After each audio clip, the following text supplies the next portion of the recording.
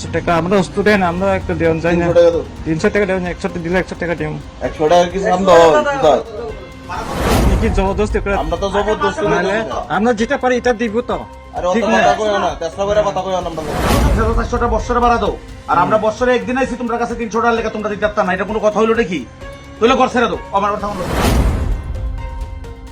সম্মানিত দর্শকবৃন্দ, আপনাদের স্বাগত জানাচ্ছি আজকের ব্রেকিং নিউজে। ত্রিপুরা জুড়ে আবারও সামনে এলো এক চাঞ্চল্যকর অভিযোগ। পুজোর নামে চলছে জুলুমবাজি। স্থানীয় পুজো ক্লাবগুলোর পক্ষ থেকে ছাত্রছাত্রীদের পর্যন্ত হুমকি দিয়ে জোরপূর্বক চাঁদা আদায় করার খবর মিলছে।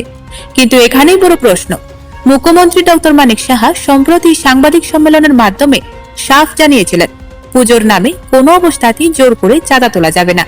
আর যদি এমন হয় তাহলে প্রশাসন কঠোর আইনি পদক্ষেপ নেবে। তাহলে প্রশ্ন হলো, মুখ্যমন্ত্রীর সেই নির্দেশ কি কার্যকর হচ্ছে না?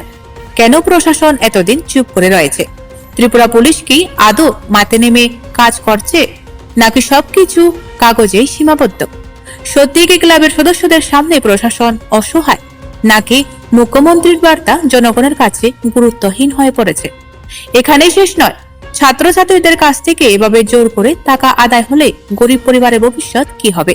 যেসব পরিবার প্রতিদিন ঘর ভাড়া, পড়াশোনার খরচ, দৈনন্দিন বাজার সামলাতে হিমশিম খাচ্ছে, তাদের সন্তানদের ঘাড়ে আবারও এই অবৈধ চাপ কি ভয়ঙ্কর পরিস্থিতি ডেকে আনছে না?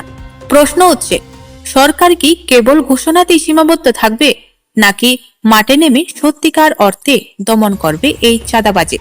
ত্রিপুরাবাসীর একটাই দাবি, সরকার, পুলিশ ও প্রশাসনকে এখনই কঠোর পদক্ষেপ নিতে হবে, নইলে সাধারণ গরিব পরিবার ও ছাত্রছাত্রীদের জীবন আরো খারাপ হয়ে উঠবে।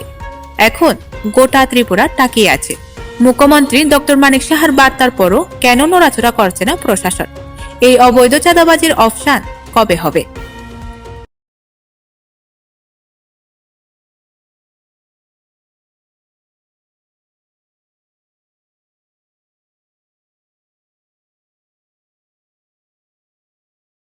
তুইলে কর ছেড়ে দাও আমার কথা হলো না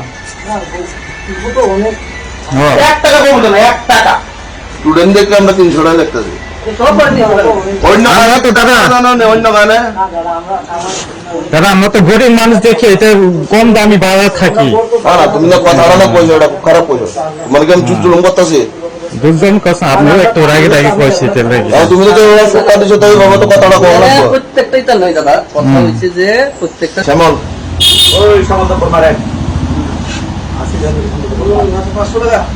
100 টাকা আমরা স্টুডেন্ট আমরা একটা দেওয়া যায় না 300 টাকা দেওয়া 100 টাকা দিলে 100 টাকা দিও 100 টাকা কি সাম দাও আপনি কি জবরদস্তি করে আমরা তো জবরদস্তি নাহলে আমরা যেটা পারি এটা দিব তো আরে অত কথা কইও না তেসরা করে কথা কইও না আমরা তোমার লাগা আমি জুলুম করতেছি না তেসরা করে কথা কইও রে আমরা দেশটা করছেন শোনো তুমি দাদা ভাড়া কত? হ্যাঁ ভাড়া দাও কত? আমার তো 2700 এটা কম 2700 তো হ্যাঁ। আচ্ছা 2700 টাকা বছরে কত দাও হিসাব করো হিসাব করো হিসাব করো 7 12 84 8400 আর 24000 32000 84 দিতে পারছো 32400 টাকা বছরে ভাড়া দাও আর আমরা বছরে একদিন আইছি তোমার কাছে 300 টাকা লেখা তোমরা দিতে পারতা না এটা কোনো কথা হইলো নাকি তুইলে কর ছেড়ে দাও আমার কথা হলো না হ্যাঁ 1 টাকা কম হতো না 1 টাকা স্টুডেন্ট দেখে আমরা 300 টাকা দেখতেছি অন্য আমরা তো দাদা অন্য গানে দাদা আমরা তো গরিব মানুষ দেখে এটা কম দামি বাজার থাকি না তুমি তো কথা না কইছো এটা খুব খারাপ কইছো তোমার কি আমি জুলুম করতেছি বুঝলাম কথা আপনিও একটু রাগে রাগে কইছি তেল রাগে তুমি তো সরকার দিছো তাই বাবা তো কথাটা কম না প্রত্যেকটাই তা নয় দাদা, কথা হচ্ছে যে প্রত্যেকটা স্টুডেন্ট থেকে 300 টাকা করে ন্যূনতম নেবে, ঠিক আছে?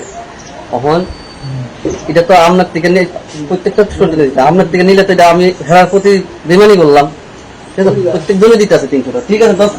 আমরা 10 তারিখ আমো, তোমরা সবাই শুনো 10 তারিখ দেখা দিবা কিন্তু 300 টাকা করে সবাই, ঠিক আছে? হ্যালো আর তুই আইস না 10 তারিখ আই 15 তারিখে দেখা দিবা বললাম, ঠিক আছে হ্যাঁ দাদা? আচ্ছা মালিকের নাম দাও একটু রসিদ দিয়ে দাও এই মালিক আছে না 2000 টাকা ভাই এখান থেকে মালিকের নাম কি? মালিকের নাম কি দাও? দিয়ে গেছ নাম তো মালিকের দান তো নো না দাও না ফোন করে দিব ক্রেডিট দেব না ওই তো ওনার 3000 টাকা হ্যাঁ ঠিক আছে ক্রেডিট দেব না দিতে বাবা ক্রেডিট ইরি ঠিক আছে আছে এটা অন্য হয়েছে মালিক ফোন নাম্বার তো সব মনে আছে বাবা আছে মন হয়েছে ডাক্তারের কাছে আছে একটা